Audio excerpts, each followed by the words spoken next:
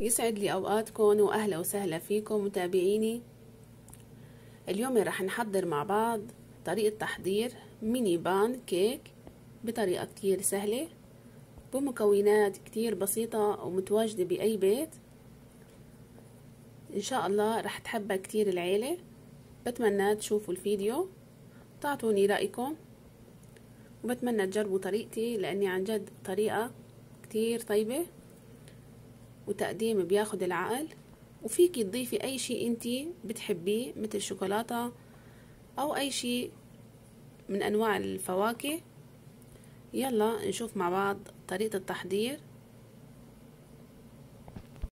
مرحبا واهلا وسهلا فيكم. بالنسبة لمقادير البانكيك بحتاج كوب طحين منخول، كوب حليب سائل، رشة ملح، ربع معلقة فانيلا، معلقة كبيرة زيت مازولا، معلقة كبيرة بيكنج باودر، 4 معالق سكر، صفار بيضة بقلب الخليط، و3 بياض بيض رح اخفقهم لحال وبعدين انزلهم على الخليط نفسه. بالنسبة لمقادير المعلقة انا استخدمت المعلقة هاي تبعية الاكل، وطبعا مقاس الطحين نفس مقاس كوب المقاس الحليب. هي مقاديرنا. اول شي بضيف الحليب،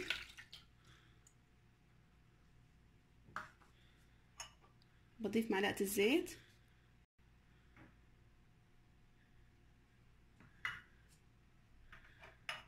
والسكر،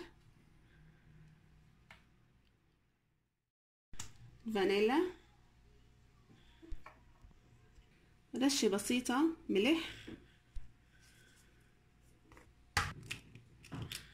رح اخد البياض واحط الصفار على الخليط نفسه.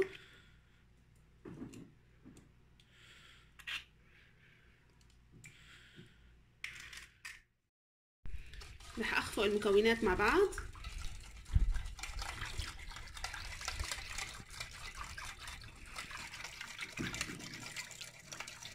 رح احط البيكنج باودر مع الطحين وانخله. نخل الطحين كتير ضروري للبانكيك. بعد ما نخلت الطحين رح اضيفه على الخليط نفسه.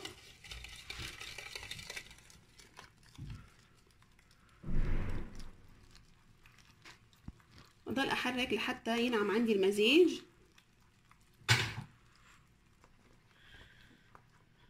هيك لازم يكون قوام الخليط. رح اخليه على جنب لوقت ما نجهز بياض البيض.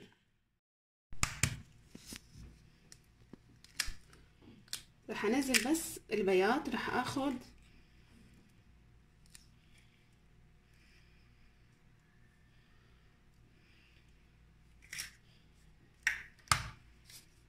بحاول ما انزل ابدا صفار مع البياض. طبعا البيض بحرارة المطبخ.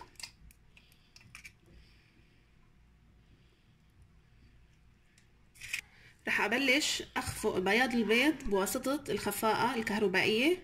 طبعا افضل حتى ناخد المارينج.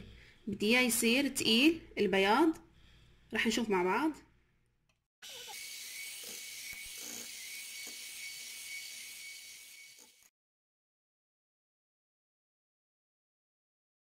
هلا بنزل بياض البيض على الخليط اللي عملناه.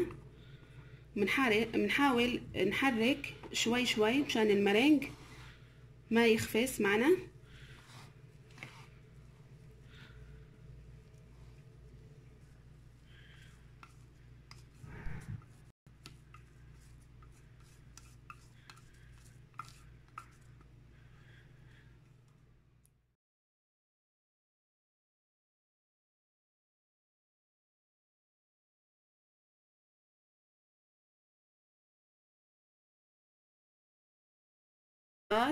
جاهز. شايفين قوامه ما احلاه ما شاء الله.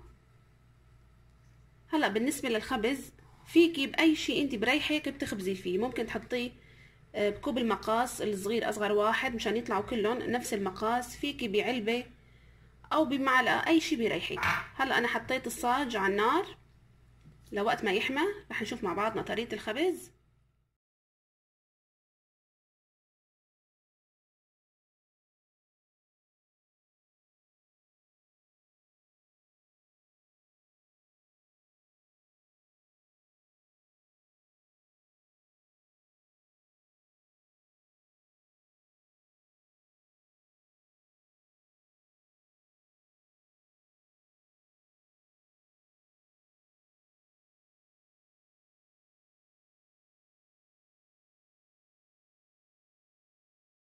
هلا بالنسبة لخبز البانكيك كتير مهم.